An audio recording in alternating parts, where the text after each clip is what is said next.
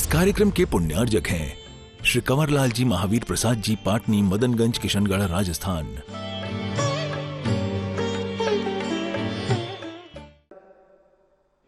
शांतिनाथ कुंतुनाथ अरनाथ जिनालय में श्री जी की शांति धारा होगी।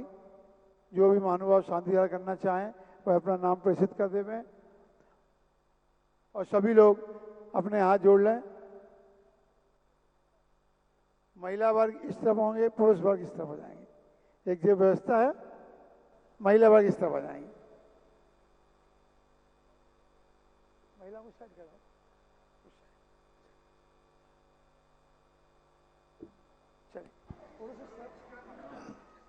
पुरुष वर्ग इस तरफ आ जाए, महिला वर्ग इस तरफ। आप यहीं रहिए भाभी। सभी लोग अपने हाथों को श्रीबल की मुद्रा देते हुए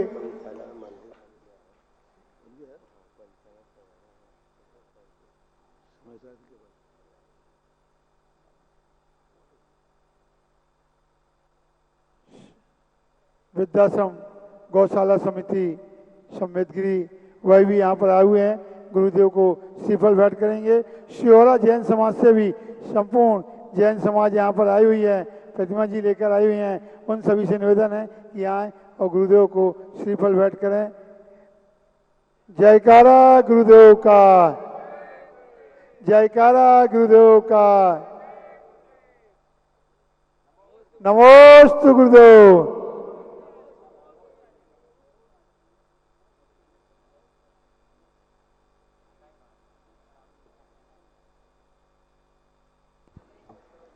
सभी लोग हाथ जोड़ लें और गुरुदेव से निवेदन करते हैं ये गुरुदेव अपनी अमृत वाणी से हम सभी को कृतार्थ करें। नमोस्तु गुरुदेव, नमोस्तु गुरुदेव, नमोस्तु गुरुदेव। जय श्री ओम नमः सिद्धेभ्यः, जय श्री ओम नमः सिद्धेभ्यः। सर्वमंगल मांगल्यम् सर्वकल्याणकारकं प्रधानं सर्वधर्माणां जैनं जयतु शासनं। पंच परमेष्टि भगवान की, आचार्य श्री गुरुवर कुंद कुंद महाराज की, आचार्य श्री गुरुवर विद्यासागर महाराज की जय। जबलपुर तीर्थ उद्धारक सुदास सागर जी महाराज की, मुनि संघ की। कल प्रसंग चला था अपना कि ये दुनिया बुरी नहीं है। जितनी बुरी लोग दुनिया को कहते हैं उतनी दुनिया बुरी नहीं है। जितना दुख व्यक्ति संसार में मानता है उतने दुख संसार में नहीं है। जितनी मायाचारी कर कपट इस दुनिया में नहीं है। ये दुनिया ऐसे ही बदनाम हो रही है जैसे कोई रास्ते के पास में रहने वाले लोग लूटते हैं तो लोग नाम रख देते हैं कि ये रास्ता लुटेरा है। अब रास्ता लुटेरा है कि रास्ते के पास में रहने वाले। लेकिन बदनाम कैसे क्या होता है, उस रास्ते से मत जाना, वो रास्ता ठीक नहीं है। ऐसा ही ये दुनिया इतनी बुरी नहीं है, क्योंकि हमने ये देखा जैन दर्शन में कि सारी दुनिया को तत्व के अंतर्गत लिया है। और जब कोई चीज तत्व बन जाती है तो उसे हम बुरा नहीं कह सकते। संपूर्ण सृष्टि एक गेय है, द्रव्य है। द्रव्य जो है ना अच्छे हैं और ना बुरे हैं। हमारी नीयत बुरी हो जाती है।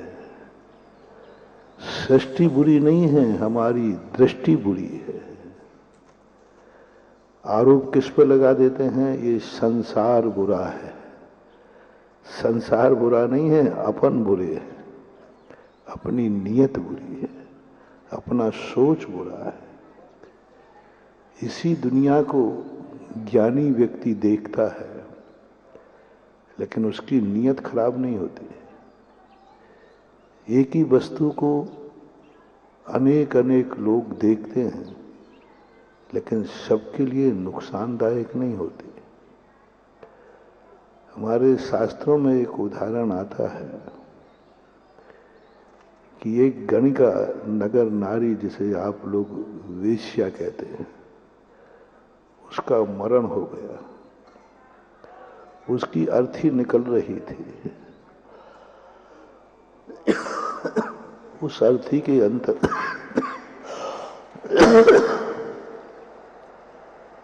अंतर्गत एक कुत्ता देख रहा था। कुत्ते ने कहा, देखो ये कितने मूर्ख लोग हैं, इसको जला के राख कर देंगे, इनको क्या मिलेगा? यदि ऐसे ही छोड़ देवे तो मुझे खाने को मांस मिल जाएगा। उसको कोई मतलब नहीं है कौन है, अच्छा है कि बुरा है, उसको कोई लेना देना नहीं। उसको मतलब है अपने भोजन से। क्योंकि मांसाहारी जीव को अच्छे बुरे से कोई लेना देना किसका है, कोई मतलब नहीं। आरिका का भी हो, महाराज का भी हो, वो तो यही भाव करेगा कि ये जला में नहीं, ऐसा ही छोड़ दें तो हमें खाने को मिल जाएगा। उसको कोई विकल्प नहीं है, अच्छे का बुरे का कोई लेना देना नहीं।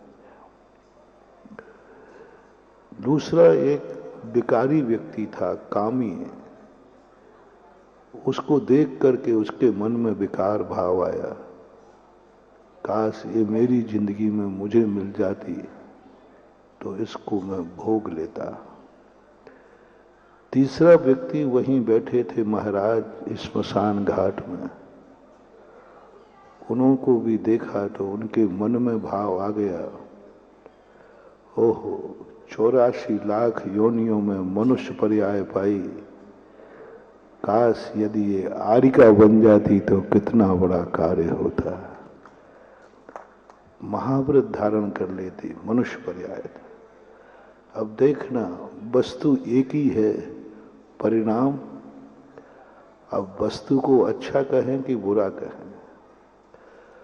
उन्हीं महाराज को इतनी पवित्र दृष्टि, इतनी पवित्र सोच कि उनको गणिका में भी आरिका दिख रही है, गणिका में भी आरिका दिख रही है। कितनी पवित्र दृष्टि होगी, कितनी पवित्र निर्मल सोच होगा। एक पापिन में, एक पापी जीव में इतना पवित्र रूप दिखना, इतना पवित्र रूप दिखना, आरिका को जगत पूज्या कहा गया, वंदनीय कहा गया। और महाराज की दृष्टि उस पूज्य पद को किस में देख रही है? सबसे पतित आत्मा में।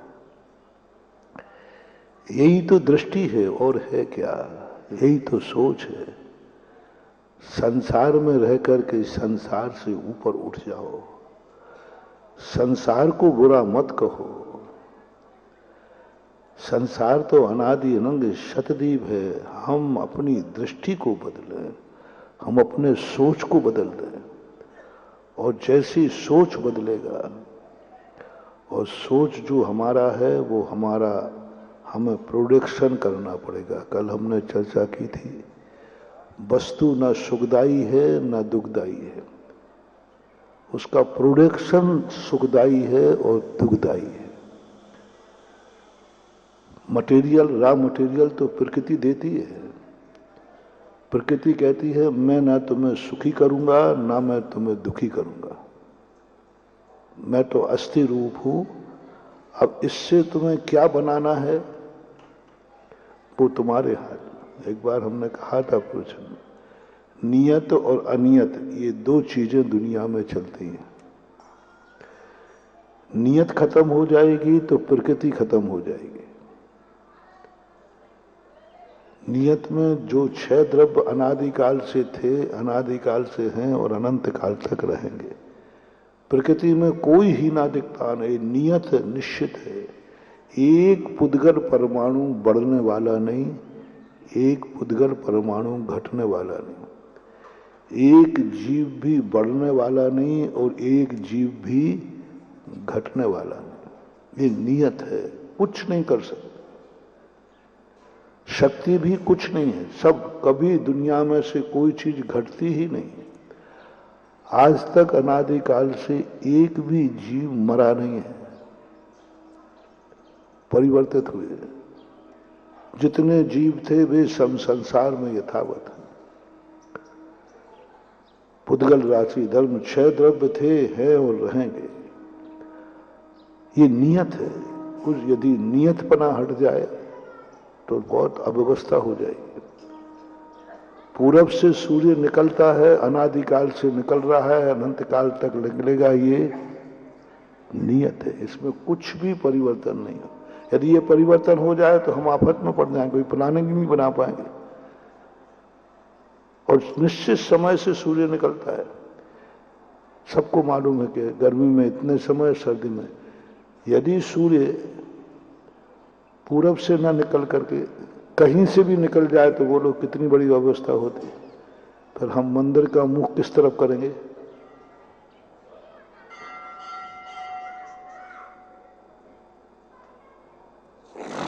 क्योंकि आज सूर्य इधर से निकला कल, तो हम फिर मंदिर को चरित बनाना पड़ेगा कि जिस दिन सूर्य जहां से निकले उसी दिन हम होगा। क्या क्या बनाओगे? प्रकृति ने कहा कि मेरी उपेक्षा मत करना, मैं भी बहुत काम की हूं। मैंने जो नियत बना दिया है, इस नियत से भी आपके बहुत काम प्लानिंग बनेगी। सूर्य आज निकला, वो कल नहीं निकलेगा, तो सुबह तो हमारी सारी प्लानिंग खत्म हो गई। हमने सुबह कहा था कि भाई मैं 5:30 बजे इसका भ्रमण करूंगा, और आज सूर्य कहता मैं निकलूंगा ही नहीं। तो प्लानिंग फेल हो जाती कि नहीं? नहीं, हमें विश्वास है प्रकृति में। प्रकृति धोखा नहीं करेगी। उसके टाइम सूर्य उदय होने का है तो उसी समय उदय होगा ही होगा। दुनिया की कोई ताकत टाल फिक्स है। गर्मी में इतने बजे सूर्य का उदय होना है, 1 सेकंड आगे पीछे नहीं होता। इससे हम प्लानिंग बनाते हैं, हम प्रोग्राम बनाते हैं। हम सारे प्रोग्राम, हमारे जितने प्रोग्राम हैं, सब इसी आधार पर चलते हैं। और थोड़ा भी बैलेंस बिगड़ता है, जैसे बरसात है, कभी कभी बरसात यदि बिगड़ जाए तो क्या हो जाता है? बरसात को बरसात के दिन में ही बरसना चाहिए, और बीच में बरस जाए तो नुकसान करती है कि नहीं? गर्मी जितनी पड़ना चाहिए उतनी पड़ेगी, नियत है। गर्मी नहीं पड़ेगी तो मुश्किल है, ठंड नहीं पड़ेगी तो मुश्किल है। ये नियत है। अनादिकाल से आंख देखती आई तो आंख ही देखेगा, कान देखने वाला नहीं है। सोचो कभी यदि यह नियत नहीं होता, कभी आंख देखती, कभी कान देखता, कभी सिर देखता, कभी हाथ देखते, कभी पैर देखते, तो सोचो कभी ऐसा होता तो क्या होता। आज तो आंखें देख रही हैं, कल से कान देखेंगे, आंखें बंद हो जाएंगी। अब ये देखेंगे तो कहां दिखेगा? अब चलोगे कहां? गाड़ी कैसे चलाओगे? क्योंकि अब तो आंखें आज कहां पहुंच गई? कान में। तो अब साइड का दिख रहा है, अब इधर चलोगे इधर चलो, सामने तो अंधेरा हो गया। नियत कर दिए। प्रकृति ने कहा कि मैं नियत करता हूं, तुम्हारी आंखें सदा सामने ही रहेंगी। हमारे यहां निर्माण नाम कर्म के 2 भेद हैं कर्म सिद्धांत। स्थान नाम कर्म और प्रमाण नाम कर्म। नियति निर्माण, स्थान निर्माण कर्म, ये नियत कर दिया कर्म ने। इंद्री, जो इंद्री जहां होती है वहीं होगी, ये स्थान निर्माण कर्म है। एक प्रमाण निर्माण कर्म है, जो आंख, जो इंद्री जितने प्रमाण की होना चाहिए उतनी ही होगी। यदि अप्रमाण हो जाए, एक आंख पूरे चेहरे बराबर हो जाए, प्रमाण है। आंख उतने ही स्थान की, आत्मा कितनी बड़ी आंख कर दो उतने ही स्थान की ही आंख देखेगी, उतने ही स्थान का कान सुनेगा। ये नियत कर दिया। कुछ प्रकृति ने नियत किया, कुछ कर्मों ने नियत कर दिया। लेकिन नियत हमें चाहिए। नियत बुरी नहीं है। नियत व्यवस्था हमारी बहुत बड़ा बैलेंस बनाती है, बहुत बड़ा बैलेंस। प्रत्येक वस्तु की अपनी अपनी नियत है। नीम कड़वा होता है, ये नियत है इसका। कभी कड़वा और कभी मीठा हो जाए तो, और आम का पेड़ कभी कड़वा कभी मीठा हो जाए तो तुम क्या लगाओगे? बोया गेहूं हो गया सरसों, बोया सरसों और हो गया गेहूं, व्यवस्था ही बिगड़ जाएगी। नियत कर दी। इसलिए नियत वो महासत्ता है, नियत वो शक्ति है जो हमारे लिए आधार देती है, जो हमारे लिए शक्ति देती है, अस्थिमान, सब स्थिरता, विश्वास दिलाती है। लेकिन नियत सुख दुख नहीं दे सकती। नियत हमें आधार देती है। जैसे हमने कहा, हर चीज का नियत है। इसलिए जैनादर्शन ने एक सूत्र दिया, बत्थु सहावो धम्मो।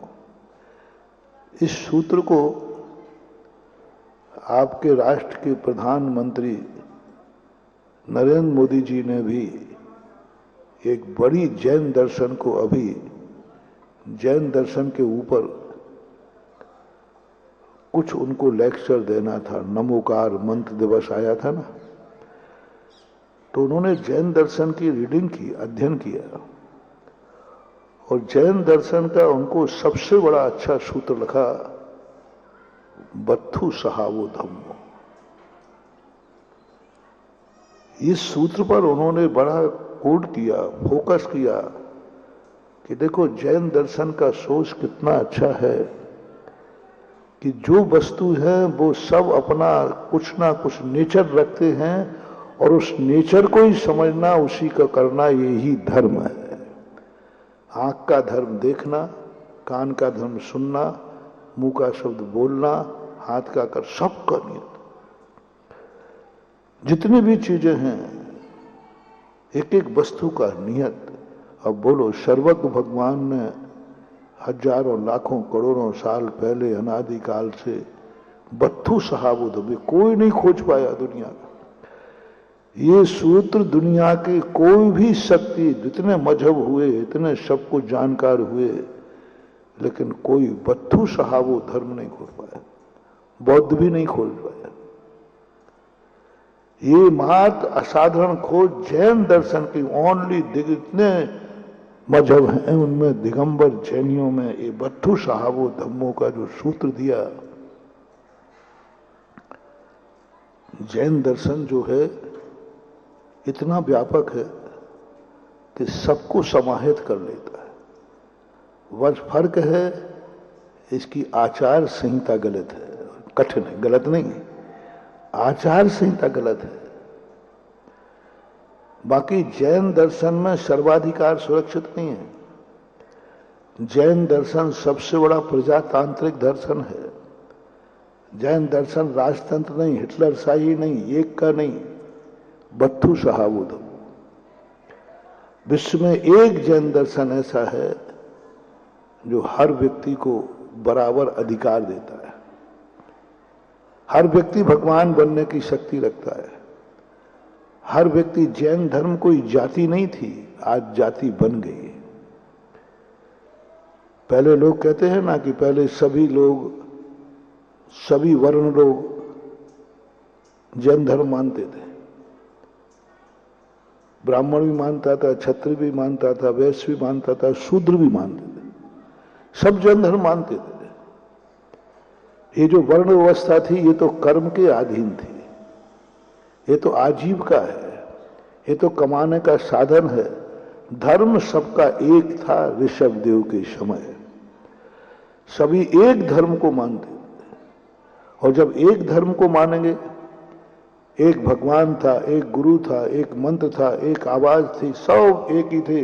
बस कोई शिल्प का काम करता था, कोई व्यापार का करता था, कोई खेती करता था, कोई पंडिताई करता था, कोई छत्रिता करता था। और ये तो सब आजीविका के साधन हैं, पेट पालने के, इनसे क्या मतलब है। इसलिए सभी जातियां एक दूसरे में संबंध बनाती थी। कोई भी छुआछूत की बीमारी नहीं थी, कोई भी छुआछूत की बीमारी नहीं थी। कोई भी संबंध, रोटी बेटी व्यवहार में कोई भेद नहीं था, कोई भेद नहीं। शूद्र की कन्या क्षत्रिय ब्राह्मण वैश्य आदि ले सकते थे, रिश्तेदारी बना सकते थे, ब्याही जी बना सकते थे। चाहे शूद्र हो, चाहे ब्राह्मण हो, चाहे क्षत्रिय हो, कोई भी हो, सब एक दूसरे को रिश्तेदार बना सकते थे।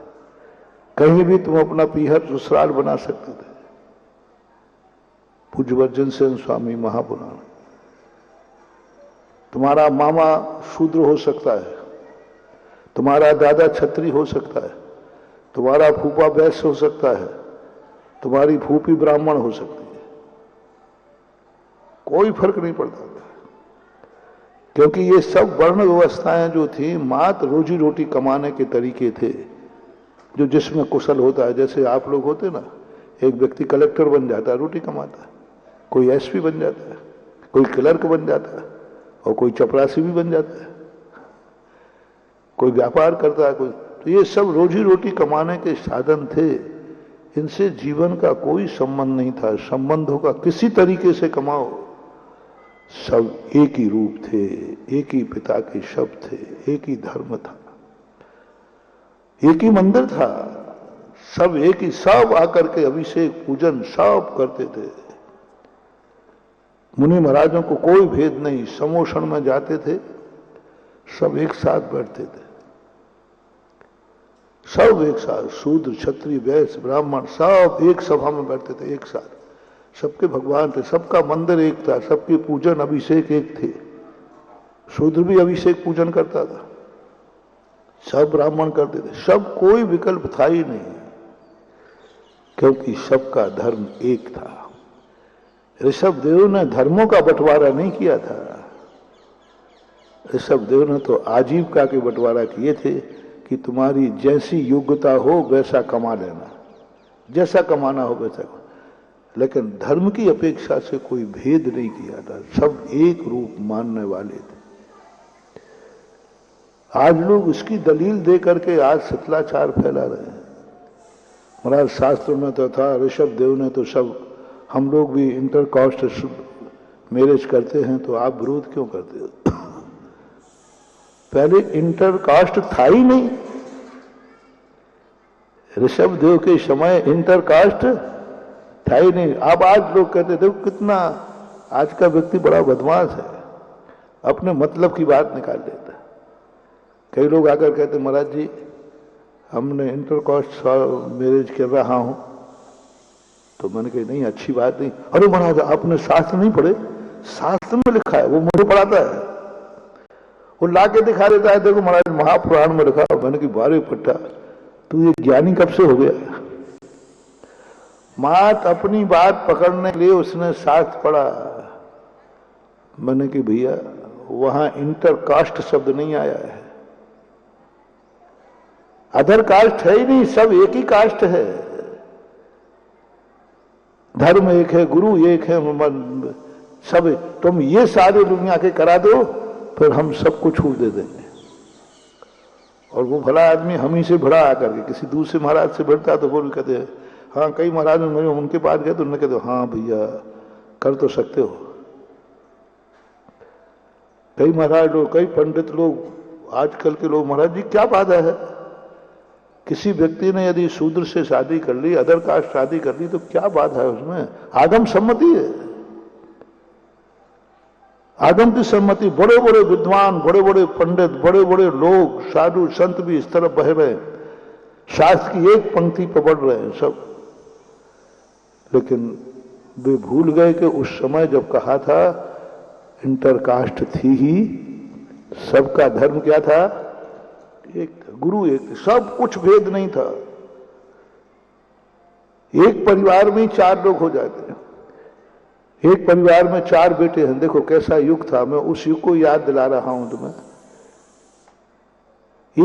4 बेटे थे एक पिता के, एक बेटा ब्राह्मण बन गया, एक बेटा क्षत्रिय बन गया, एक बेटा वैश्य बन गया और एक बेटा शूद्र बन गया।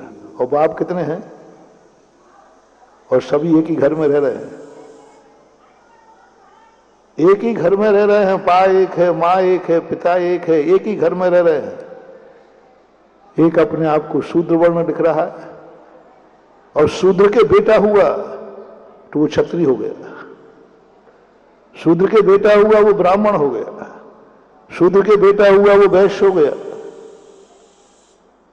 अब बेटा कौन था, ओरिजिनल बाप था शूद्र, और उसके 4 बेटे जन्म गए। एक भाई शूद्र है, एक भाई ब्राह्मण है, एक भाई क्षत्रिय है, एक भाई वैश्य है, और भाई भाई है, सगे भाई है, पिता एक ही है। कैसा युग था, कितना महान युग था, कोई भेदभाव नहीं, कोई जात पात नहीं, कोई भेद नहीं, एक ही घर में चारों वर्ण मिल जाएंगे। संतान क्रम से वर्णों की व्यवस्था नहीं थी, आजीविका व्यापार को लेकर के वर्ण व्यवस्था थी। लेकिन आज जो व्यवस्थाएं बन गई हैं वो जाति बन गई, और दुर्भाग्य तो सबसे बड़ा ये है कि जातियों ने धर्म को भी बांट लिया।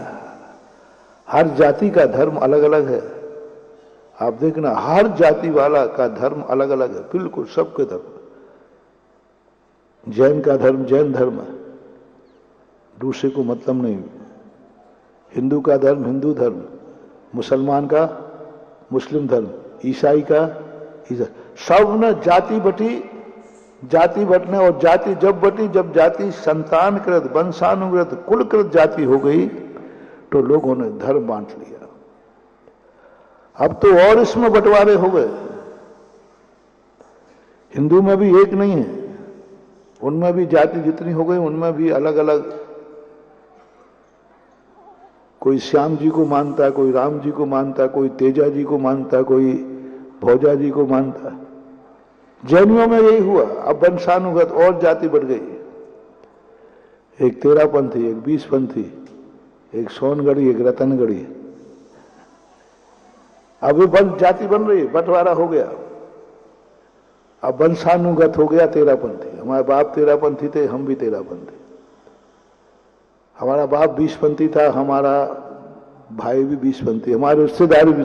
अब एक जाति बन गई पंथ को लेकर के, और बंटवारा कर देंगे एक दिन, जैसे आज जैन जाति ऐसे ही बंटवारा करेंगे, एक 20 पंथी जाति है और एक 13 पंथी जाति है। जैसे दिगंबर श्वेतांबर बटे ना, अब दिगंबर श्वेतांबर दो एक ही जाति है कि भिन्न भिन्न, लेकिन अब संबंध सारे, भगवान का रूप सब बदल गए। अब 2 रूप में दिगंबर श्वेतांबर 2 जातियां बन गई और 2 धर्म बन गए, दोनों के धर्म बिल्कुल भिन्न है, कहीं से मैचिंग दूर दूर तक नहीं खाते। अकल ये नाम की मैचिंग है कि वो भी ऋषभदेव को मानते हैं, दिगंबर भी मानते हैं, लेकिन स्वरूप में कितना अंतर है, बहुत अंतर है। वे भी मुनि मानते हैं, उनके यहां साधना होती, लेकिन चर्या में कितना अंतर आ गया। धीरे धीरे हम बढ़ते जा रहे हैं। तो आज जो जैन धर्म की महासत्ता थी, जिसकी मैं आज चर्चा कर रहा था, तुम्हारे प्रधानमंत्री ने जो बात पकड़ी उस पर मैं गौर कर रहा था कि वो युग था जो बत्थु साहब धम्मो, और वो युग के लिए जब कितना व्यापक था, वो कितना व्यापक था उस समय के। नमो लोहे शब्द साहूणम कह दिया, संसार के जितने साधु हैं उन सबको मेरा नमस्कार हो। बात समझ में नहीं आई। कई लोग कहते महाराज सभी साधुओं को नमस्कार किया गया, तो इसमें तो सभी साधु आ गए, सभी संप्रदायों के साधु आ गए,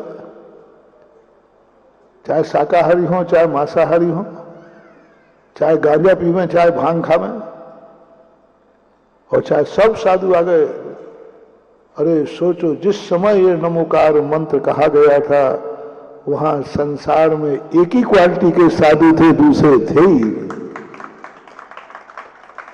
युग तो देखो रचना कब की गई, रचना की गई जब, और रचना करते समय कितना बड़ा उस समय का युग था। साधुओं में भेद था ही नहीं, आरिकाओं में भेद था ही नहीं, क्षुल्लक एलकों में भेद, सब एक ही भेद था। दिगंबर 28 मूल गुणों का पालन करने वाले थे, तो उन्होंने कह दिया सभी साधुओं को नमस्कार है। कोई खोटा देव, खोटा गुरु, खोटे साध थे ही नहीं, सब चोखे ही चोखे थे।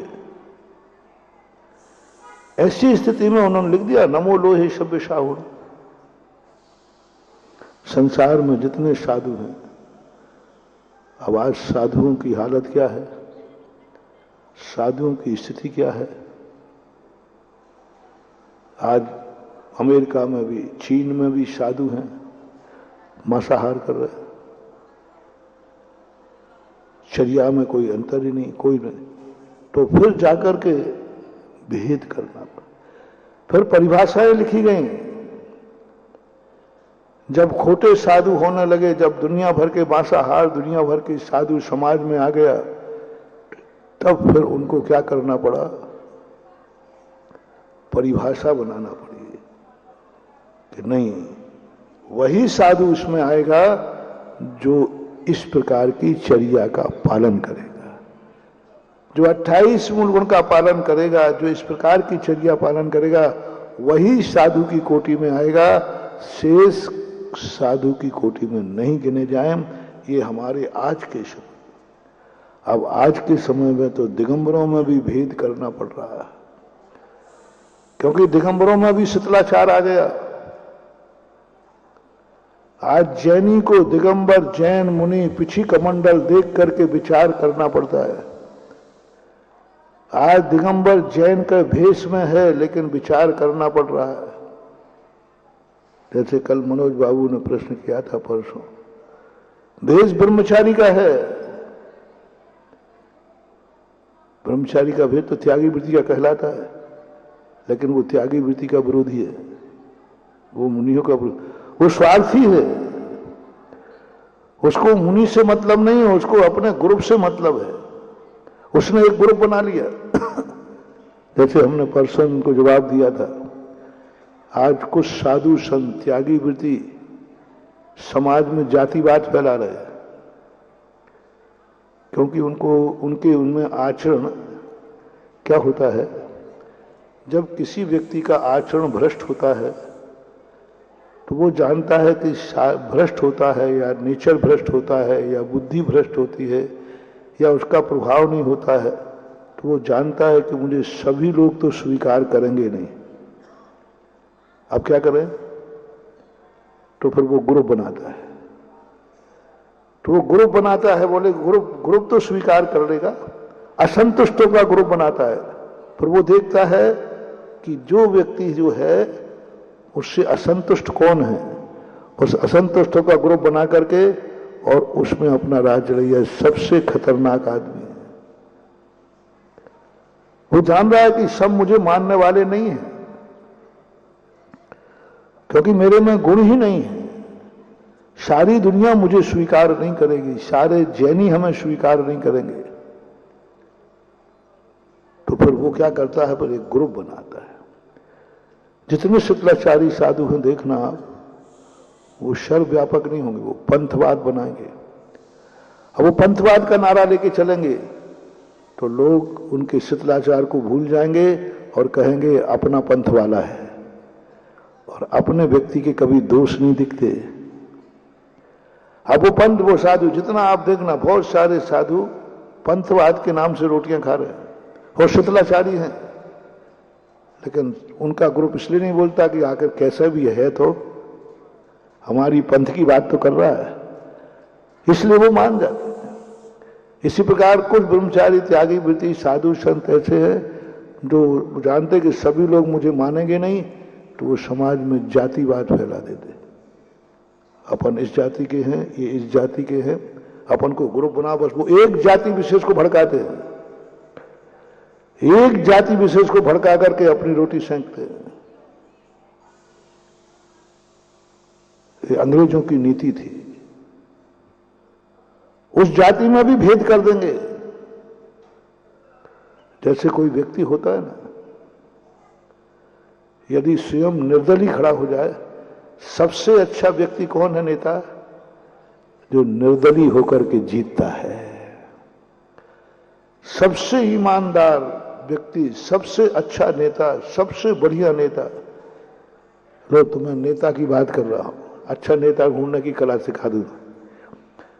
जो नेता निर्दलीय खड़ा हो, जीत जाए, समझ लेना उससे अच्छा नेता कोई हो ही नहीं सकता। निर्दलीय जीत गया, सबसे बढ़िया नेता होता है निर्दलीय जीतना। विपक्ष के भी वोट आना, पक्ष के भी वोट आना,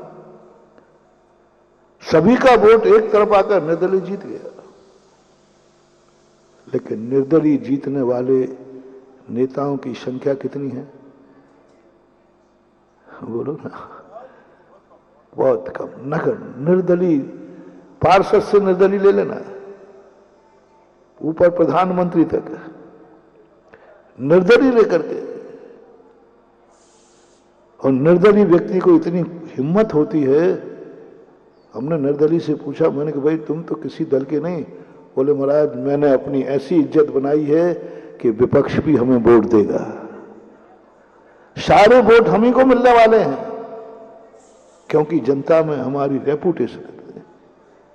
यदि आप अच्छे आदमी हैं तो आप अपना निर्दलीय चुनाव खड़े होइए, घर में, समाज में, देश में, जहां हो, एक बार निर्दलीय वोट खड़ा करवाइए। तुम्हारी इज्जत कितनी है?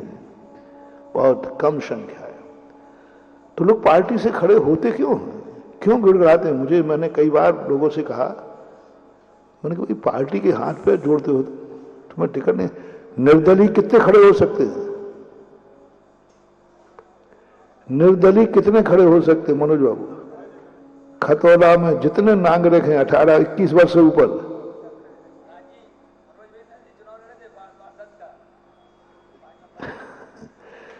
निर्दलीय चुनाव, निर्दलीय खड़े होने पर किसी से टिकट मांगने की जरूरत है? क्यों जोड़ते हो तुम लोग हाथ पर? सारे भारत के लोग में सब खड़े हो रहे हैं चुनाव में निर्दलीय। जितने 21 साल है, कितना है? 21 साल के जितने नागरिक हैं, नागरियां हैं, स्त्री पुरुष का भेद नहीं, सारे लोग अगले चुनाव में खड़े होना। कोई वोटर बचा ही नहीं। 1.25 अरब लोग हैं, 1.25 अरब खड़े हो जाओ। निर्दलीय है, कोई नहीं रोक सकता। मैं निर्दलीय खड़ा हूं, क्यों नहीं खड़े हो रहे? अरे महाराज जी आप समझो बात को, काय को पोल पट्टी को। निर्दलीय खड़े होने में रिक्स से हमारी पत्नी की भी वोट मिलेगी ये भी गारंटी नहीं है, घर के लोग भी वोट देंगे ये गारंटी नहीं है, मोहल्ले का भी वोट मिलेगा। बस बहुत बड़ा मोटिवेशन दे रहा हूं। निर्विरोध और निर्दलीय जब दुनिया में कोई व्यक्ति होता है, उससे अच्छा इंसान कोई नहीं होता। निर्विरोध किसी भी चुनाव में आपको खड़े होना है, निर्विरोध खड़े हो। कई लोग हमारे पास आते हैं, महाराज जी हम चुनाव में समाज, मैंने कहा निर्विरोध खड़े हो तो मेरा आशीर्वाद है, और चुनाव हो तो फिर मेरा आशीर्वाद नहीं। निर्विरोध रेपुटेट होता है, सबने सहमति दे दी, हाँ सबकी सहमति। अपनी जिंदगी में ऐसा परिणाम बनाया जाए कि हम निर्विरोध हो जाए, और ऐसा निर्विरोधता। और वो पार्टी का, इसलिए अब पार्टी की बात क्यों?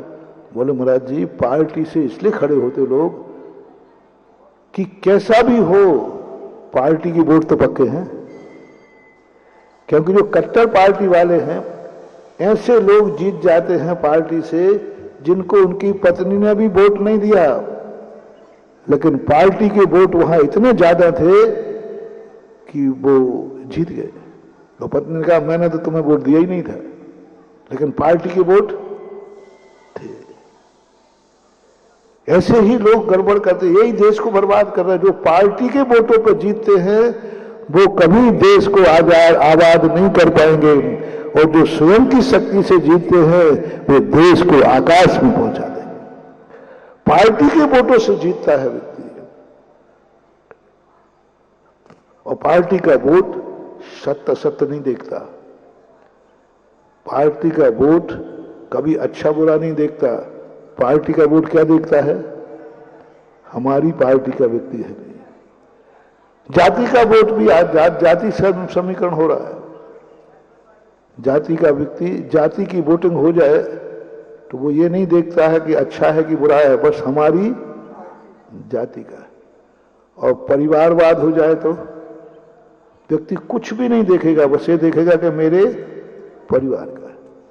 बस यही आज समाज में और धर्म में हो रहा है।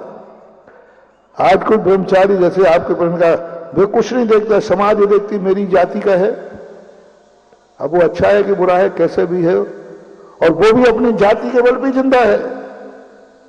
वो सबका क्यों नहीं हुआ? क्योंकि जाति के यदि उसको पक्ष नहीं कहे, जाति में फूट नहीं डाले, तो ब्रह्मचारी कोई रोटियों को नहीं पूछे। तो उसने भी क्या कर दिया कि अब अपनी रेपुटेशन तो है नहीं, अब ऐसा करो कि अपन जातिवाद का नारा ले लो, तो भारत देश जातिवाद के नाम से अंधा है, वो मेरी बात मान लेगा। इस समाज में हो रहा है, साधु भी समाज में हो रहे हैं। निर्दलीय साधु बनो, उसके लिए साधु को कोई पक्ष नहीं। सारा भारत हमारा है, सारे तीर्थ हमारे हैं, सारे मंदिर हमारे हैं, सारे साधक हमारे हैं, बस ये करना। जहां जाए वही अपना है, सारे तीर्थ हमारे हैं। साधु यदि किसी एक तीर्थ से बन जाएगा वो फिर कभी भी जगत का प्यारा नहीं बन सकता। साधु को अपनी रेपुटेशन बनाना है तो संसार में जितना भी तीर्थ है बस अरहंत भगवान का होना चाहिए।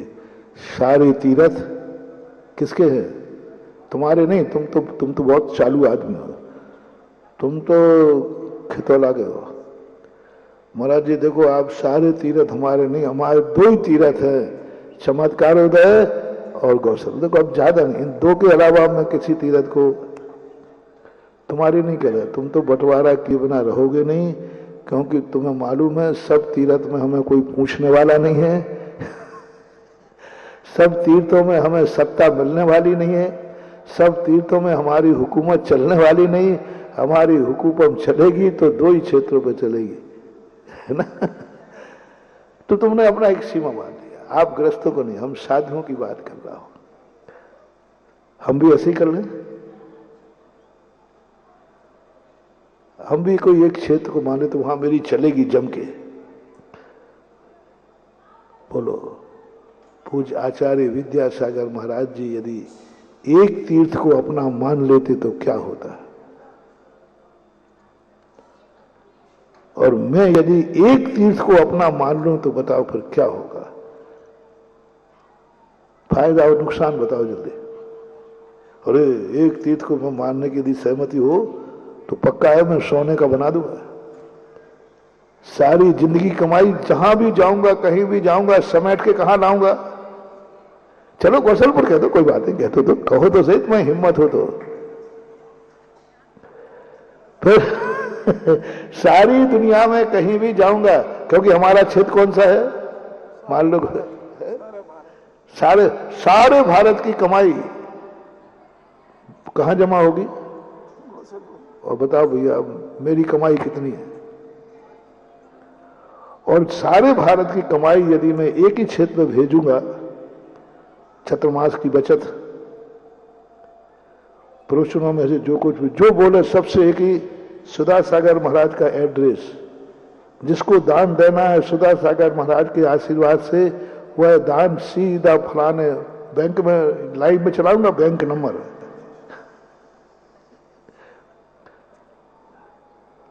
बन जाएगा क्षेत्र, अच्छा बनेगा। गोसलपुर खोले, गोसलपुर बन जाएगा। मैं गोसलपुर का होके रह जाऊं, एक क्षेत्र तो बन जाएगा महानुभाव, बहुत अच्छा बन जाएगा। लेकिन कल्पना करो दुनिया का क्या होगा। जिस क्षेत्र के पास महाराज ही नहीं होगा उस क्षेत्र का क्या होगा। मैं चाहता तो एक क्षेत्र को भी रूप दे सकता था, लेकिन मैंने कहा नहीं। मेरा सोच यही है, जहां पर दिगंबर जैन भगवान हैं, दिगंबर जैन का स्वरूप है, संसार के हर कोने का वो तीर्थ, वो मंदिर मेरा है।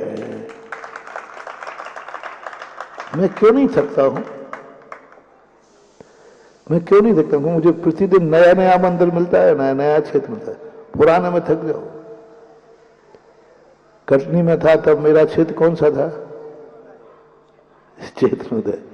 और बहोरी बंद आया तो, और अब गौशालपुर का है। अब बेटा ध्यान रखना, मैं किसी क्षेत्र से बनूं तो यहां की कमाई भी नहीं जाएगी। कितना आनंद आ रहा है देखो।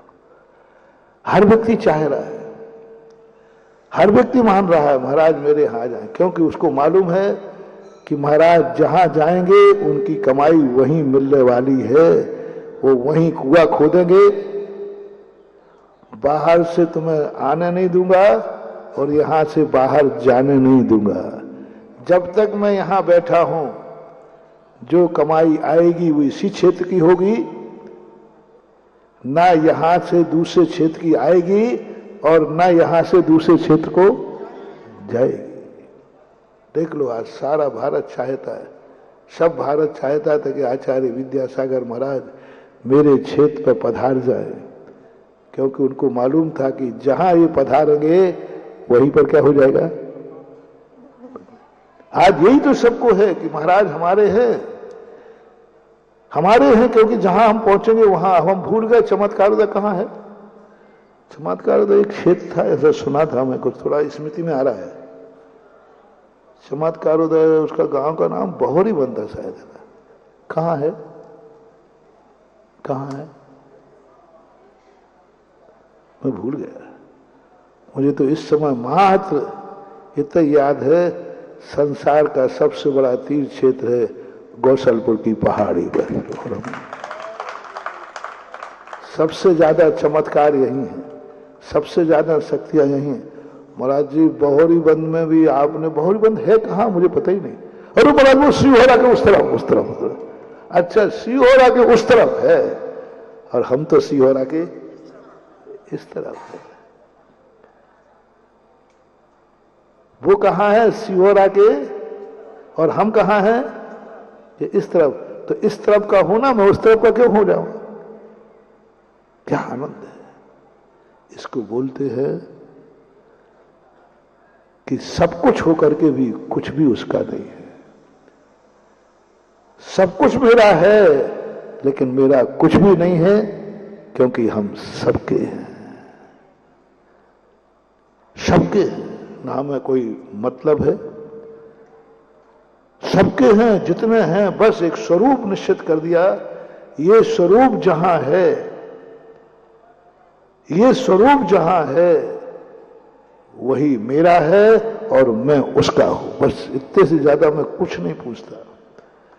मैं पूछता हूं कि जो आगम के अनुसार मंदिर है क्या, आगम के अनुसार आमना है क्या, आगम के अनुसार स्वरूप है क्या, आगम के अनुसार आप लोग मानते हो। यदि शास्त्र के अनुसार, कुंद कुंद मूल आमना के अनुसार, कुंद कुंद मूल आमना के अनुसार संसार के जितने मंदिर हैं, जितने तीर्थ हैं, वे सब मेरे हैं और मैं उनका हूं।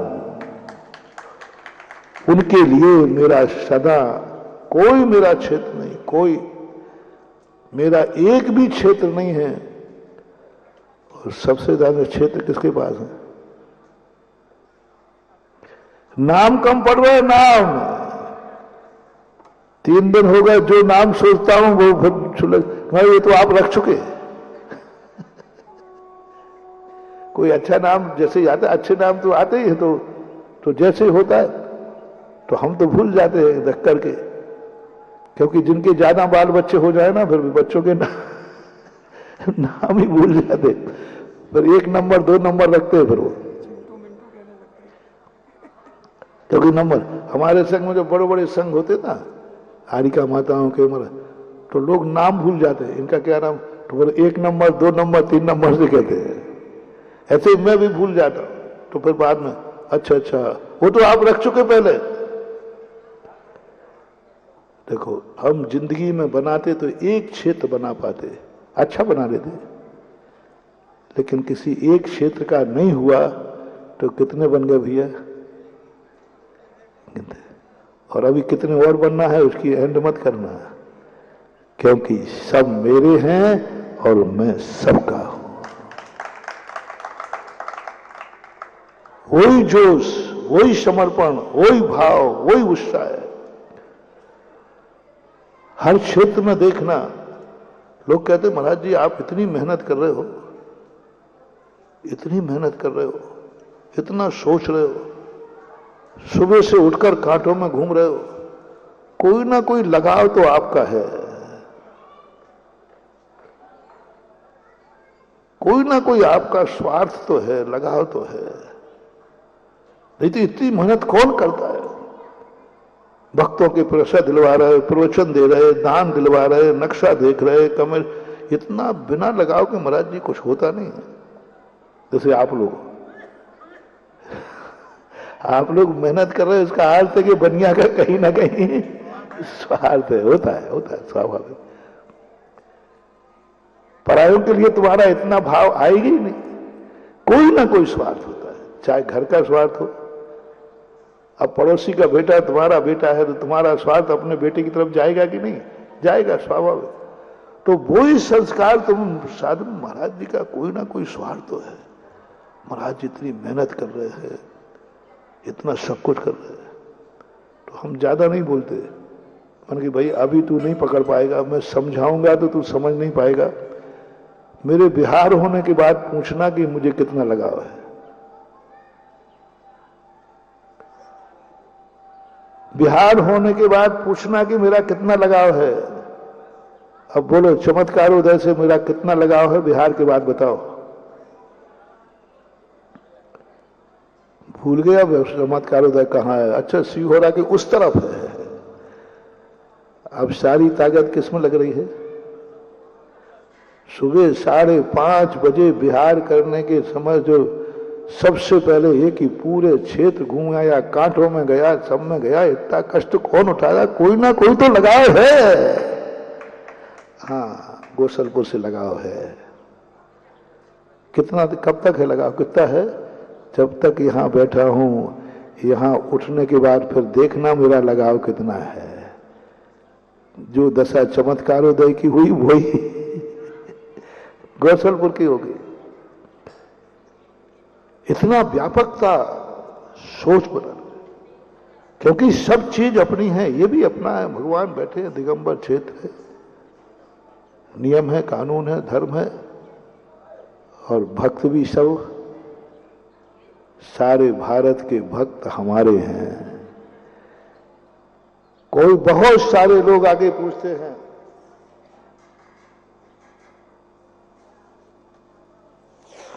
ऐसे कट्टर भक्त हैं हमारे जो कहते आप तो बताओ कहां दान भेजना, हम वहीं भेजेंगे।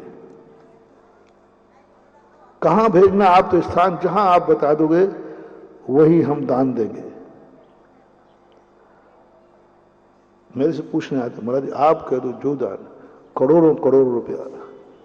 एक बार राजस्थान में था, एक परिवार दिल्ली से आया,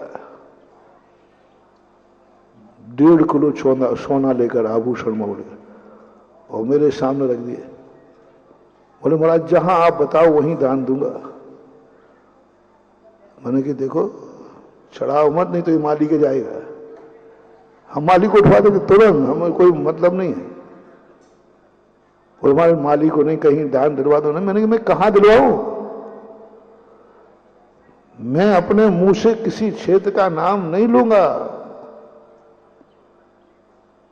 क्योंकि जिस दिन ले लूंगा उसी दिन मेरा अतिशय खत्म हो जाएगा,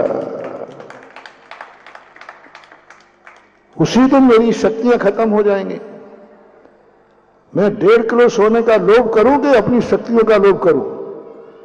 मैं अपनी शक्ति को बचाऊं, मैं अपने अतिशय को बचाऊं कि 1.5 किलो लोहा 1.5 किलो लोहा मायना रखता? भैया बताओ कितने रुपया का हो?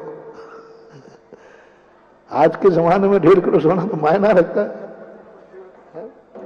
जितने का 1.5 किलो जो भी हो। मैंने कहा भैया मैं नहीं बोलूंगा। उन्होंने कहा नहीं, मैं दिल्ली से चल के, अब मैं परिचित भी नहीं था उनसे। लोगों ने कहा कि तुम ये दान देना चाहते तो महाराज से पूछ के दो, वो सही जगह पे देंगे। 1 घंटे उन्होंने बहस की। मैंने कि मैं नहीं दे सकता, मैं जहां बैठा हूं यहां चढ़ा दिया, या तो कमेटी उठा लेगी,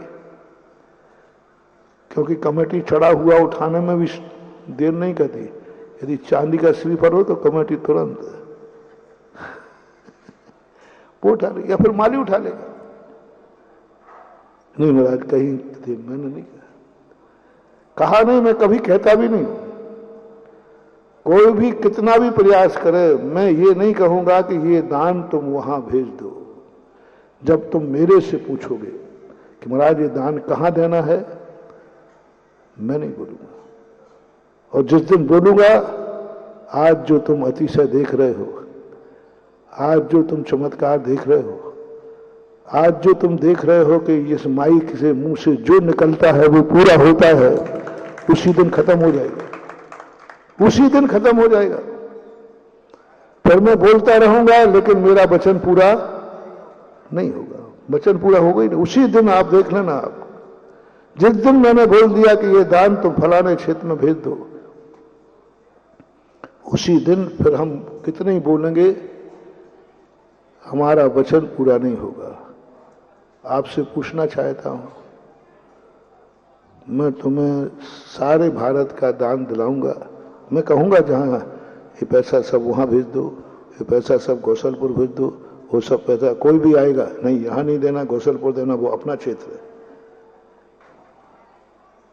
लेकिन मेरा अतिशय चला जाएगा फिर कि मेरे मुख से जो निकलेगा वो पूरा होता है। आप लोगों को पूछना चाहता हूं, मैं क्या करूं? तुम्हारे क्षेत्र को दिलवाऊं, लेकिन मेरे अतिशय खत्म हो जाएगा फिर? नहीं। मैंने बस एक ही बात सोची है, जब तक मेरे मन में सारे भारत के तीर्थ और मंदिर जो कुंद कुंद मूल नामानुसार हैं, वहां तुम जहां भी दान दो वहां मेरा आशीर्वाद है, तो ध्यान रखें। और जहां मैं बैठूंगा वही मेरा क्षेत्र है। ये 2 गुण मेरे में जब तक रहेंगे, मेरा विश्वास है कि इस मुंह से जो निकलेगा वह पूरा होगा, चाहे वो बचैया क्यों न हो। बचैया वाला भी श्रावक जो था ना, वो दिल्ली वाला, वो भी कई दिनों से लगा था। और आज आप बोलो कहां लगूं? मैंने कहा मैं क्या बोलूं? नहीं, आप तो कहीं का बोल दो, आप तो जहां बोलोगे वही मंदिर बनाना था उसको। और भी स्थान थे जहां मंदिर की जरूरत है। 1-2 स्थान आए थे, फिर मैंने तुरंत कहा बोल तो दूंगा, लेकिन मेरा अतिशय, तो मैंने कह दिया भैया मुझे पता नहीं, सोचेंगे। क्योंकि अपना सिद्धांत क्या है, जहां पहुंच जाना उसी को अपना मान लेना। और बचैया यदि नहीं जाते तो बचैया वालों को मिलने वाला नहीं था। मेरे मुख से बचैया शब्द निकलते ही नहीं, बावरी बंद में भी नहीं निकलता। क्या बचैया का मुझे मालूम नहीं था कि बचैया के लोग असमर्थ हैं, मंदिर नहीं बना पा रहे हैं, छोटी सी समाज है। मुझे बावरी बंद में मालूम था, इन लोगों ने कई बार कहा, लेकिन मैंने उसको बचैया का नाम नहीं लिया। बावरी बंद में भी आया था ना, बावरी बंद महाराज जी कहाँ बनाना।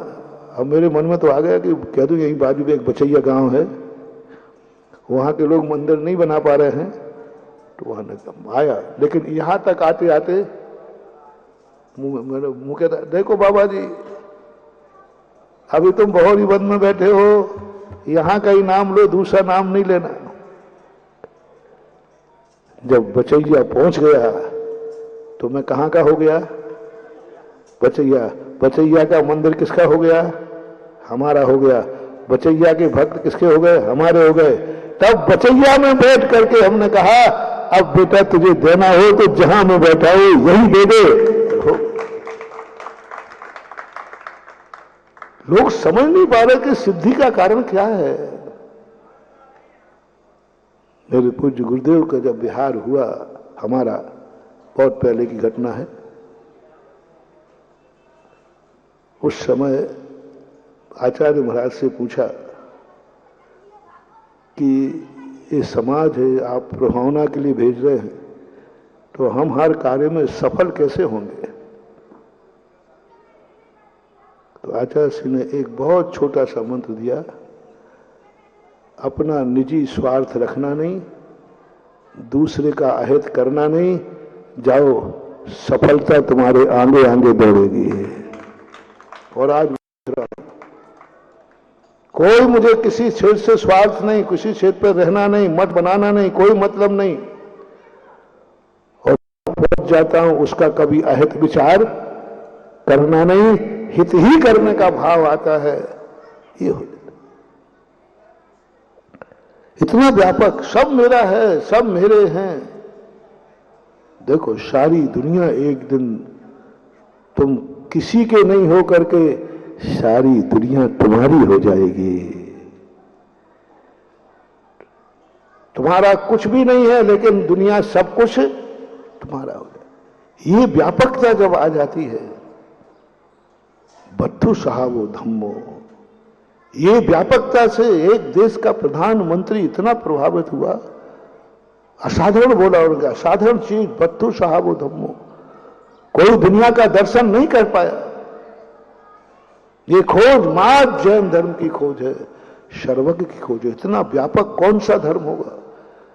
इसी व्यापकता को लेकर ऋषभ देव ने ये व्यवस्था नहीं बनाई, तो उन्होंने व्यापक बनाया था कि जैन धर्म जो सच्चा धर्म है वो किसी जाति का नहीं होता, किसी व्यक्ति का नहीं होता, वो प्रत्येक वस्तु का होता है, ये बनाया था। इसलिए जैन धर्म नाम की कोई जाति दुनिया में है ही नहीं, थी नहीं, शास्त्रों में नहीं मिली हमें जैन जाति। हमें सारी ब्राह्मण मिला, क्षत्रिय मिला, लेकिन जैन जाति नहीं मिली, क्योंकि जैन जाति थी ही नहीं। जैन जाति नहीं थी, जैन धर्म था। कुंद भगवान ने जैन धर्म शब्द का प्रयोग किया। बोलो, जैन जाति नहीं है, जैन धर्म है। और धर्म पर किसका अधिकार है? और धर्म सूर्य के समान होता है। जैसे सूर्य अपना प्रकाश देखता है तो वो ये नहीं देखता है कि हमारा प्रकाश किसको जाना किसको नहीं जाना, वो तो निकलता है, तो जिसका दरवाजा खुला है उसके अंदर प्रवेश कर जाता है। इसी प्रकार जैन धर्म की आचार संहिता जो बनाई, बस उस आचार संहिता को बनाना पड़ा, क्योंकि पहले सबके आचार एक थे, विचार एक थे। इसलिए उन्होंने कह दिया, नमो लोहे शब्द साहू। जो जो साधु हैं वे सब, लेकिन अब साधु के खोटे भेष हो गए, साधु खोटे हो गए, साधु में साधुता खत्म हो गई, मात भेष रह गया। तो फिर बनाना पड़ा कि नहीं, आचार संहिता, इस आचार संहिता के अंतर्गत आओगे तो ही वे सारे साधु वंदनीय हैं जो इस प्रकार की आचार संहिता का पालन करते हैं। तो इतनी व्यापकता जब दुनिया की है, प्रत्येक वस्तु के स्वभाव को समझो। लेकिन ये बात मैंने नियत की बात आज कही, नियत बहुत अच्छी चीज है। हर चीज जिंदगी का शेडेड हो, निश्चित हो, तो बहुत कुछ समस्याएं समाप्त हो जाती हैं। क्योंकि निश्चित, जैसे हमने अभी कहा, आंख ही अकेली देखती है तो सब समस्याएं समाधान है कि नहीं? गाड़ी उसी हिसाब से बनती है, रास्ते उसी हिसाब से बनते हैं। यदि शरीर की कोई भी इंद्री देखने का काम करेगी तो जो के प्रारंभ में कहा था अव्यवस्था होगी कि नहीं। तो संसार की व्यवस्था किससे बन रही है? नियत से। खाने का द्वार एक है, अपन खाते, कहीं से भी खाते तो पाखाना निकलने का, गंदगी निकलने का द्वार एक है, कहीं से निकलता तो सोचो क्या होता। नियत है, व्यवस्था है कि एक ये गंदगी का स्थान है, ये खाने का स्थान, ये देखने का, ये सोचने का, सब पूरे शरीर में स्थान निर्माण कर्म की चर्चा थी। स्थान निर्माण कर्म और नियत नाम का निर्माण कर्म, ये बहुत छोटे से कर्म है, बहुत छोटे, इनका कोई अलग से अस्तित्व नहीं है, शरीर के अंतर्गत आ जाते हैं। लेकिन इतना जब मैंने, क्योंकि कभी कभी हम कर्मों की एक एक कर्म को लेकर के चिंतन करते हैं, कौन से कर्म से कौन सी व्यवस्था इस दुनिया की बनती है। 148 कर्म है, एक 48 कर्मों से अपनी जिंदगी समाहित होती है। तो मैंने सोचा कि अघातीय कर्मों में, घातीय कर्मों के तो कोई काम के नहीं है, वे तो नुकसान ही पहुंचाते हैं। घातीय कर्म हमेशा नुकसान ही पहुंचाते हैं, अघातीय कर्म है काम के। कौन सा कर्म? तो मैंने चिंतन में चल रहा था निर्माण नाम कर्म। नाम कर्म की जो 92 प्रकृतियां हैं, 93, उन प्रकृतियों में एक आता है निर्माण नाम कर्म। और निर्माण नाम कर्म में जब भेद किया पूज्यपाद स्वामी ने, स्थान निर्माण कर्म और प्रमाण निर्माण कर्म, इसके संबंध में जब चिंतन किया तो मैं अंदर ही अंदर उछल गया। एक छोटा सा कर्म, कल्पना करो स्थान नाम कर्म यदि नहीं होता तो बोलो अपने शरीर की इंद्रियां अंगोपांग कहां होते। ये हाथ यहां न होके यहां होता तो, ये पैर नीचे ना होके यहां होते तो। स्थान नाम एक छोटा सा नाम कर्म महान हुआ, बहुत छोटा। जैसे आपकी गाड़ी में जो होता ना बाल्टी, छोटा सा होता है लेकिन महत्व। एक छोटा कटआउट होता है, इतनी लाइट है, सब बल्ब की कीमत है, मीटर की कीमत है सबकी, लेकिन कटआउट में एक तार लगा रहता है थोड़ा तिरछा। कितना सा था वो तार फ्यूज हो जाता है तो अब उस कटआउट की कोई ज्यादा कीमत नहीं है, एक इतना सा तार है, बस इस ऐसे टेढ़ा जुड़ा रहता है। ऐसा मैंने देखा जब, क्यों चलो कटआउट बने, कटआउट बहुत बड़ी चीज होगी, पावर हाउस होगा, लाके देखा तो इतना सा है, वो कीमत भी नहीं है, लेकिन मूल्यवान इतना है कि वो कटआउट पूरी लाइट को भी गायब। ऐसा ही निर्माण नाम कर्म है। उस नाम कर्म की मेहरबानी है कि अपने शरीर में सब कुछ व्यवस्थित है। अनव्यवस्थित होता है तो बदरूप लगता है, अव्यवस्थित होता है। इसलिए नियत नाम कर्म भी जरूरी है। मां दो ही कर्म नियत हैं जो सारा नियत करते हैं। तो प्रकृति ने नियत किया, लेकिन नियत नाम कर्म, नियत वस्तु तुम्हें सुखी दुखी नहीं कर पाएगी। व्यवस्था तो बना देगी, सृष्टि ने व्यवस्था तो बना दी। सूर्य पूरब से निकलेगा, व्यवस्था है, पश्चिम में डूबेगा, व्यवस्था है। नीम कड़वी होगी, सदा कड़वी ही होगी, व्यवस्था है। आम मीठा होगा, व्यवस्था है। सब ऐसी एक भी वस्तु नहीं है जिसका नियत धर्म ना हो। नरकों का नियम धर्म, देवों का नियत धर्म, मनुष्य सबका नियत धर्म कर दिया। मनुष्यों का में विभेद कर दिया। नियत धर्म, स्त्री का नियत धर्म अलग है, पुरुष का नियत धर्म अलग है, दोनों का नियत है, दोनों का प्रोसेस अलग है। अब पर इससे क्या होगा? जो बात मैं कह रहा था कल के प्रवचन की बात, अब ये रॉ मटेरियल तो हमें मिल गया है। बताते गौसलपुर बहुत खतरे में है, क्योंकि जिस स्थान की कीमत बढ़ जाती है वो स्थान खतरे में हो जाता है, और जिस स्थान की कीमत कम रहती है उसको कोई नहीं पूछता, पड़ा रहता है। अब गौसलपुर पूरा एरिया खनिज क्षेत्र में आ गया, और यहां इतना माल है, इतना माल है कभी भी सरकार कह सकती है गौसलपुर खाली करो, क्योंकि गौसलपुर के नीचे क्या है, और तुम्हें लोग दे देंगे कि तुम्हारा जैसा मकान है उससे डबल मकान में दूसरी जगह दे रहा हूं। लोभ में तो दुनिया चली जाएगी। एक बार मैं बिहार करते करते राजस्थान में उदयपुर के पास में एक राजसमंद करके है, वहां जब 95 में अशोक पाटिल ने एक माइंस ली थी, 400 फुट ऊंचे थे। उन्होंने हमसे कहा था, महाराज जी ऐसी बढ़िया माइंस मिली है कि हमारी 7 पीढ़ी भी खोद खोद के खाएंगे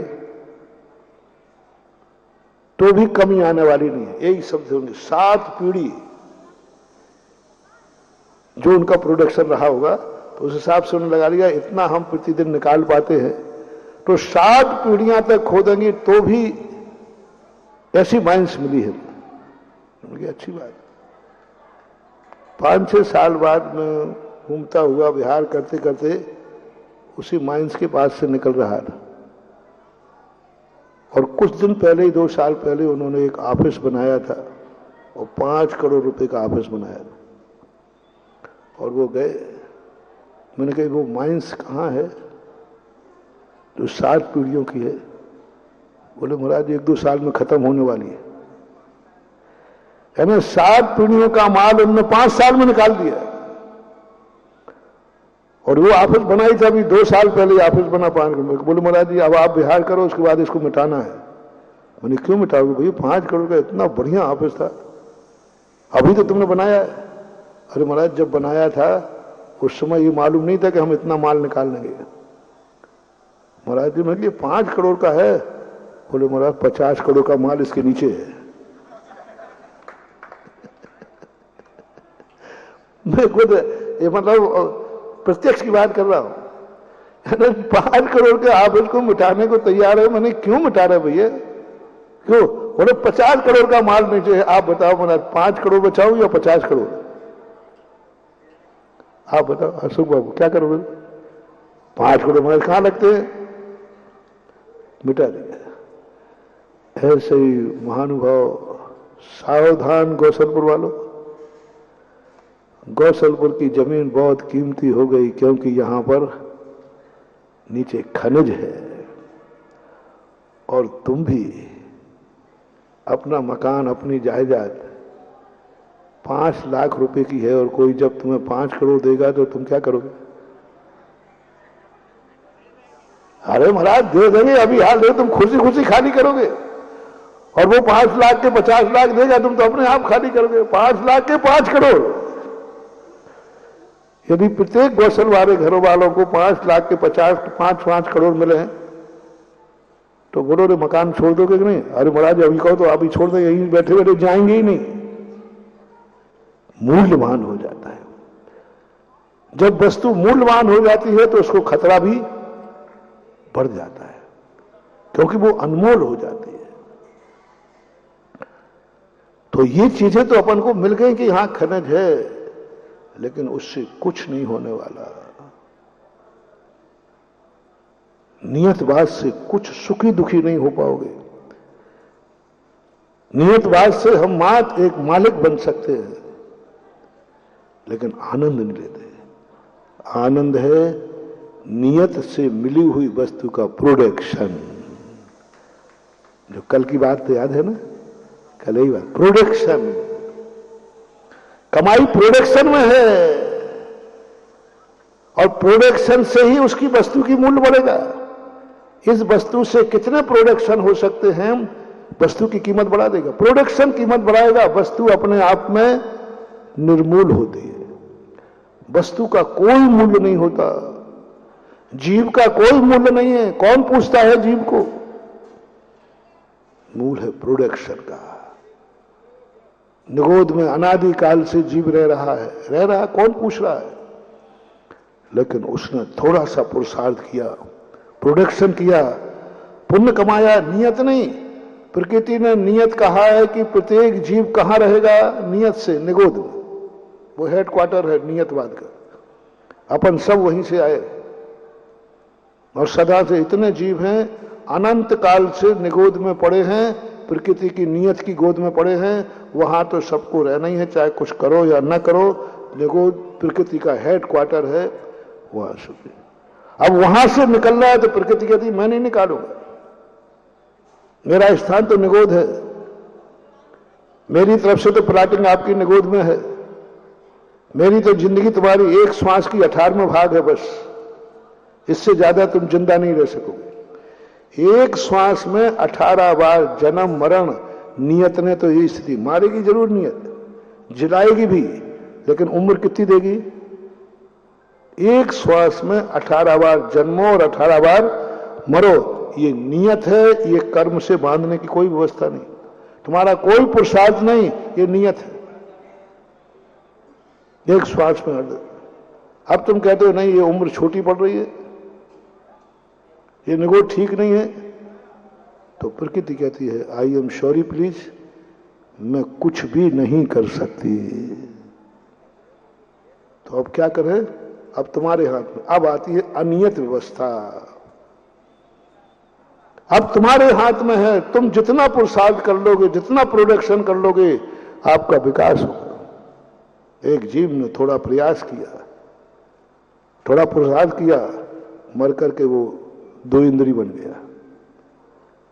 प्रोडक्शन कर्म ने नहीं, प्रकृति ने नहीं दिया ये 2 इंद्री। प्रकृति के बाद जीवों को रहने का एक ही मात्र स्थान है निगोद, 1 इंद्री पर आए।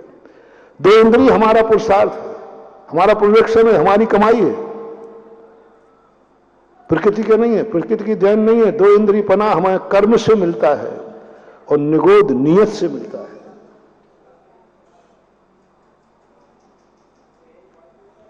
निगोद कर्म से भी मिलता है और निगोद नियत से भी मिलता है। 2000 वर्ष सागर वर्ष पूरे करने के बाद नियम से नियत निगोद में ले जाइए।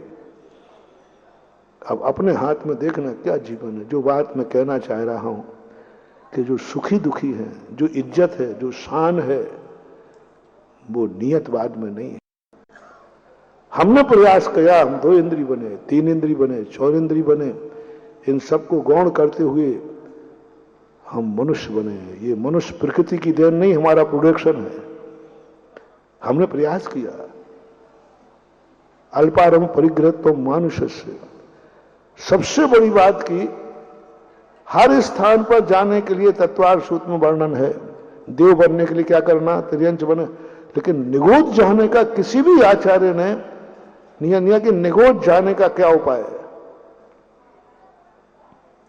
उन्होंने कह दिया कि निगोद तो नियत है तुम्हारे, अपन मनुष्य बने, मनुष्यों में भी तुम जैन बने, ये प्रोडक्शन है तुम्हारा।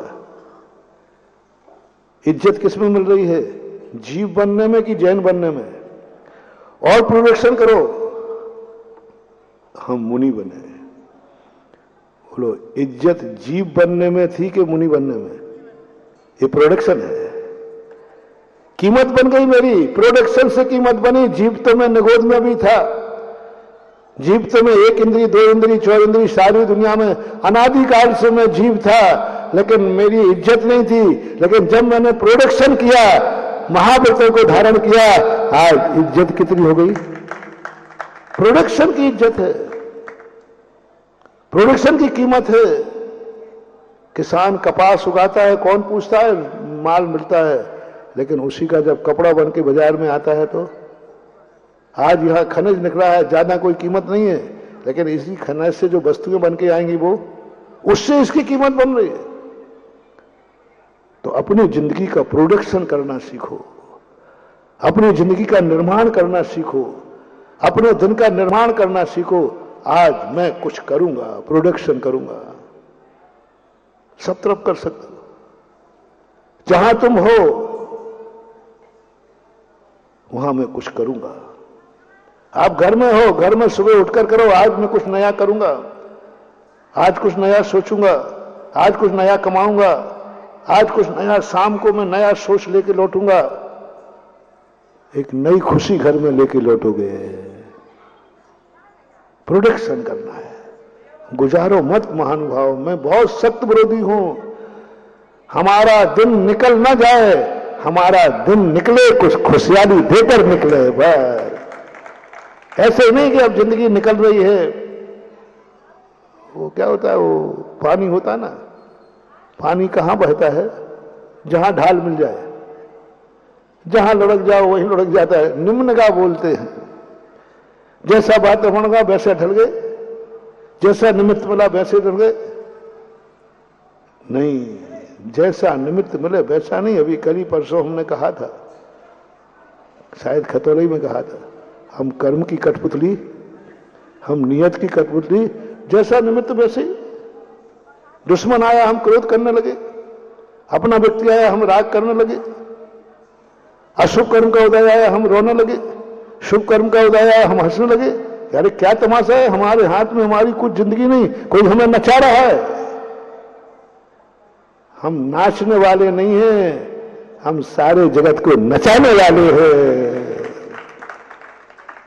हम नाचने वालों में नहीं है। सम्यक दृष्टि नाचता नहीं है, यहां तक कि वो अपने किस्मत से भी नहीं नाचता, कर्म भी नहीं नचा सकते। कल ही की बात है, शायद है परसों की।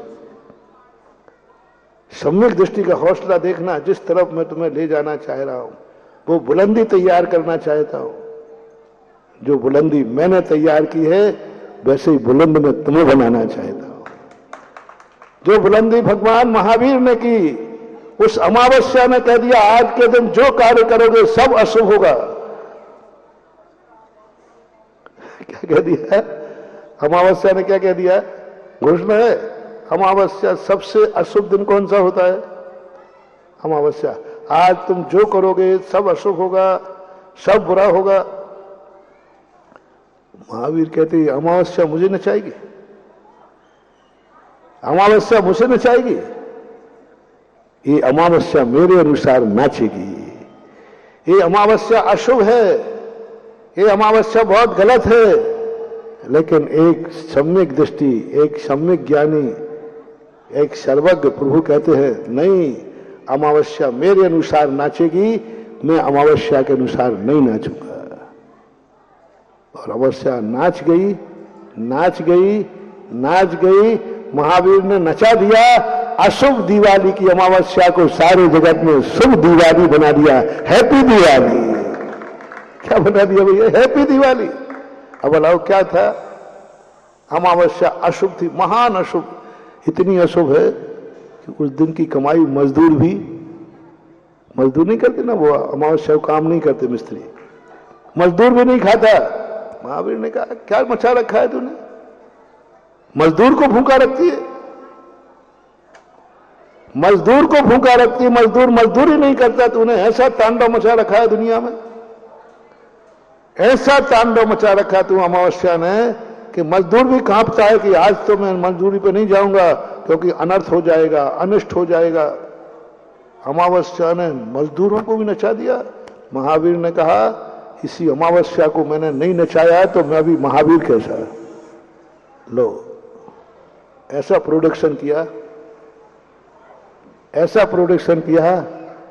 ठीक अमावस्या के प्रातः काल में उन्होंने नया प्रोडक्शन, मोक्ष प्राप्त कर लिया। अब बोलो सबसे शुभ दिन कौन है साल भर में? बोलो ना, दिवाली। सब पूरे साल भर में सबसे दिन शुभ है, दिवाली का मानते। व्यापारी लोग भी पहले दिवाली को वही खाता बदलते, आजकल अलग है। अब आजकल तो दुनिया में मूर्ख बनाओ और मूर्ख बनो, इसलिए भारत ने 1 अप्रैल को नया वर्ष रख दिया।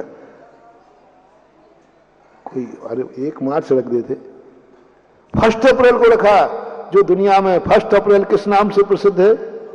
मूर्ख दिवस। यानी आज व्यापार मूर्खों का है, मूर्ख बनो और मूर्ख बनाओ, उसका नाम नया वर्ष। क्या एक तारीख बताओ, 1 अप्रैल रखा, 1 मार्च रख देते, 1 मई रख देते। और सबसे बढ़िया दिवाली थी, सब लोग वही खाता किस दिन पूछते थे? अमावस्या के दिन। यह है प्रोडक्शन का कमाल। हम अमावस्या को त्योहार बना सकते हैं, हम अमावस्या को पर्व बना सकते हैं, हम अमावस्या को शुभ बना सकते हैं। इतनी ताकत है अपने पास, सम्यक दर्शन के पास, जैनी के पास, जिनेंद्र के पास। बस प्रोडक्शन की तुम्हें कला चाहिए, बस प्रोडक्ट करना है अपन को। हर चीज को सुबह उठ करके बस रूम बनाना है, शाम को कुछ नया सुनाएंगे, कुछ नया सुनाएंगे। मैंने एक बार शायद कहीं प्रवचन दिया था कि घर से भली तुम रोते हुए निकलो, कैसे निकलो, शाम को घर लौटो, सगुन बताता हूं, उस घर में लक्ष्मी बरसेगी, उस घर में स्वर्ग बसेगा, उस घर में जन्नत बसेगी। बस तुम्हें एक सगुन करना है। मेरे पास कोई मंत्र तंत्र नहीं है, नहीं तो तुम कहो मंत्र दे दो महाराज, नहीं, मेरे पास तो तुम्हारा खुद का ही मंत्र है। मैं अपने पीछे लोगों को नहीं घुमाता कि तुम मंत्र में दिखाऊं थोड़ा, लो मैं मंत्र दूंगा, कल दूंगा, 12 बजे आना, अब तुम घूमते फिरो हमारे, नहीं, मैं अपने पीछे नहीं घुमाता हूं। मैं एक कहता हूं, बस एक ही नियम ले लो, शाम को घर लौटूंगा तो हंसते हुए लौटूंगा और नई खुशखबरी लेके लौटूंगा। बस ये 2 काम कर लीजिए, फिर देखो। क्योंकि परिवार के लोग जब तुम लौटते हो तो सबसे पहले परिवार के लोग तुम्हारा चेहरा देखते हैं कि चेहरा पर 12 बज रहे हैं कि 1 बज रहा है, बस। और उन्होंने देखा कि इनका चेहरा लटका हुआ है, पर वही अपशकुन। कभी भी घर में प्रवेश करते समय दिन की शाम को अशुभ मत करना। रात को भी मैं दिवाली मना दूंगा, रात भी शुभ हो जाएगी, रात भी गुड नाइट यदि तुम्हें करना है, बोल दो ना गुड नाइट, गुड नाइट यदि तुम्हें करना है तो जब भी घर में प्रवेश करो हंसते हुए प्रवेश करना, खुशी के साथ प्रवेश करना, कुछ नया प्रोडक्शन लेके चलना। आज मैंने ये किया है, बस वो सुनाने के लिए घर दौड़ना, आज मैंने ये किया है, आज मैंने ये किया। पापा उनके पैर छूकर उनको सुनाओ, पापा आज मैंने ये किया है। पढ़ने वाला विद्यार्थी है, वो भी स्कूल से लौटते समय हंसता हुआ घर में प्रवेश करे और मां को सुनाए, मैंने ये आज स्कूल में एक नई चीज पढ़ी है, आज मैंने ये याद कर लिया है। जाओ, उसका भविष्य उज्जवल ही उज्जवल है। शाम का, सुबह का नहीं। सुबह का शगुन, सुबह का शगुन बहुत अच्छा बीच में आ गया है तो बता देता हूं। सुबह का शगुन परिवार वालों के ऊपर आश्रित है। घर से जब तुम्हारा कोई व्यक्ति निकल के जाए तो सब परिवार वालों हंसते हुए भेजा करो। जोत से क्रोध करते हुए मत भेजो, झगड़ा करते हुए मत भेजो, कलह करते हुए मत भेजो। घर से निकलते समय यदि घर में कोई कलह कर दे, कोई अशुभ शब्द बोल दे, कोई क्रोध कर दे, कोई रो पड़े, तो ज्योतिष शास्त्र में इसको अशुभ माना गया, अशुभ माना गया। क्योंकि वो घर से बाहर जा रहा है उसी समय तुम लोग। इसलिए घर वालों को मेरा से कहना है, जब भी तुम्हारा व्यक्ति घर से कभी बाहर निकले, किसी भी कार्य करने के लिए निकले, चाहे वो कमाने को जा रहा हो, चाहे वो मंदिर जा रहा हो, चाहे वो महाराज बनने जा रहा हो, हाँ क्या बात है, यदि तुम उसको चाहते हो, समाधि मरण पाठ में आया ये पाठ, कि वो जब जीवन पर्याय को छोड़ के मर रहा है, अरे जब व्यक्ति एक गांव से छोड़कर दूसरे गांव के लिए जाता है तब आप लोग शगुन करते हो, रोते नहीं हो, रो मत, व्यक्ति बाहर जा रहा है। और ये व्यक्ति अपनी जिंदगी की यात्रा कर रहा है, एक पर्याय से दूसरी पर्याय में जा रहा है और तुम रोने बैठे हो। अरे बाद में रोना ना, मरने के पहले। जब व्यक्ति मर रहा हो महानुभाव, कभी भूल के मत रोना, उसकी जिंदगी में अपशगुन मत करना। जा ही रहा है, खुशी खुशी विदा करो, रोते हुए नहीं, खुशी खुशी विदा करो। मरने वाला जब मर रहा है, वो जिंदा है, उस समय किसी की आंख में आंसू नहीं आना चाहिए, सबके चेहरे पर खुशी होना चाहिए। खुशी खुशी मरने दो उसको, क्योंकि तुम्हें वो चाहता था, तुम उसको चाहते थे। उसकी यात्रा में विघ्न मत डालो। जब वो चला जाए फिर भले रोने बैठ लेना, अपने कर्म फोड़ना, जो करना हो जो करो। और तुम लोग क्या करते हो, जैसे तुम्हें पता चला जाने वाला है तो रोने बैठ जाओ। ये तुम्हारे, तुम मीत नहीं हो, तुम उसके दुश्मन हो जन्म जन्म के। मरने की खबर सुनते ही, मरते समय यदि तुम्हें रोना आ रहा है उसके सामने, उसके जीते जी, तुम उसके हितैषी नहीं, तुम उसके दुश्मन हो, परम दुश्मन हो। मैं अपने भक्तों से कहना चाहूंगा कि यदि तुम किसी व्यक्ति को इस कार्यक्रम के पुण्यार्जक थे श्री कंवरलाल जी महावीर प्रसाद जी, पाटनी, मदनगंज, किशनगढ़, राजस्थान।